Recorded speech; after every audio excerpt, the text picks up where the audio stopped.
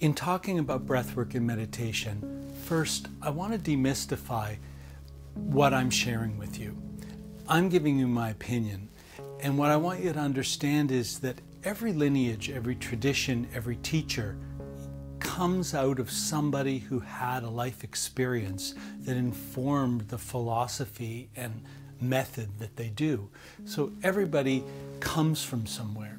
What I'm sharing with you directly comes out of my personal experience. And I want you to have that so that you don't think that how breathwork and meditation works is somehow dropped out of the sky. I think a lot of times people think of spiritual practice as very magical and sort of perfect in a way, and therefore the teacher or the lineage that brings it is also perfect. And then when they get into it and they find out there's human beings with experiences and personalities, they feel in some way betrayed.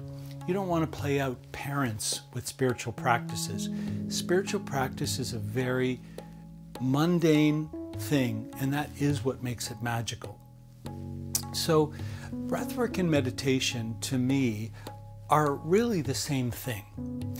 Meditation is the practice of witnessing. Now, I'm going to take Vipassana, which came from Siddhartha Buddha.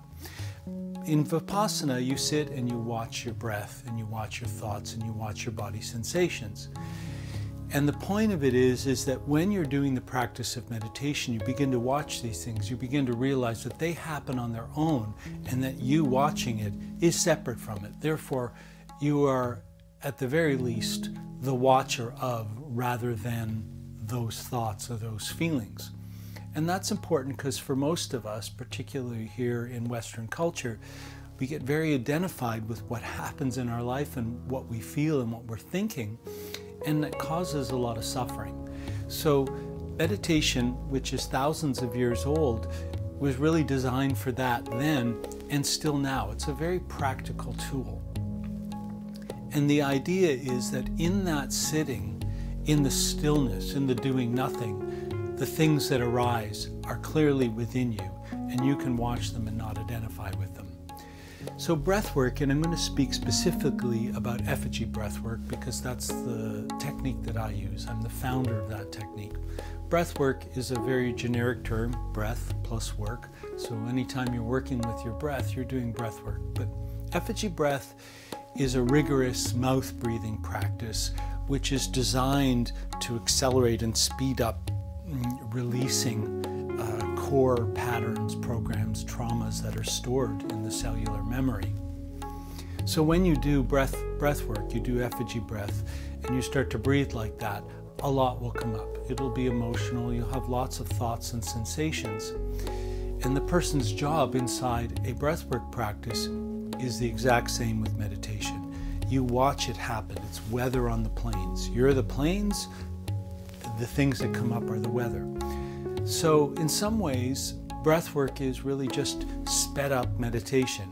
Effigy breath is sped up meditation. They both operate on the core principle that if you allow these things to arise and circulate, your energy becomes more natural and normal and more connected to spirit. Spirit is in your breath. That's why we watch our breath. You know, when you're born, you take your first breath, and that breath comes from the world that you came from, the spiritual world. Inspiration literally means to breathe in spirit. So when you watch breath, or you do an active breath, like breath work, like effigy breath, you are creating a bridge, and you are creating a relationship to the spiritual world. But your job is to allow and not to merge and attach with, but become the watcher of.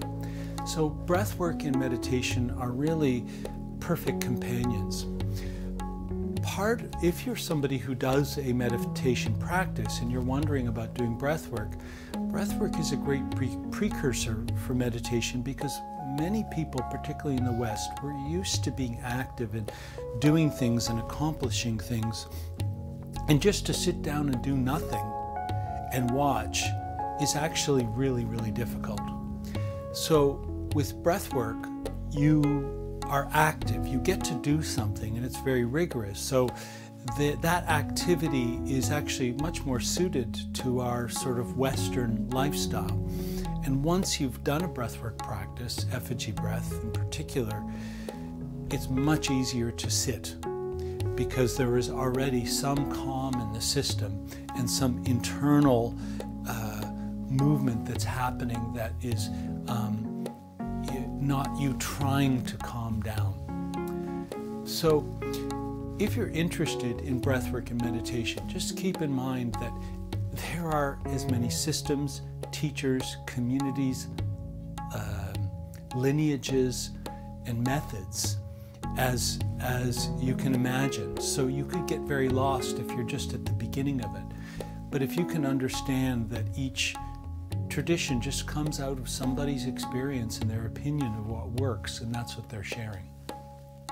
I hope you'll take on a spiritual practice, whether it's breathwork, meditation, or something else. Spiritual practices are mundane because they're just this daily thing that you do, and they're so valuable. What makes them magical is that the more time you spend developing that inner relationship, the more power and centered and grounded you'll feel when you go back out to live your life.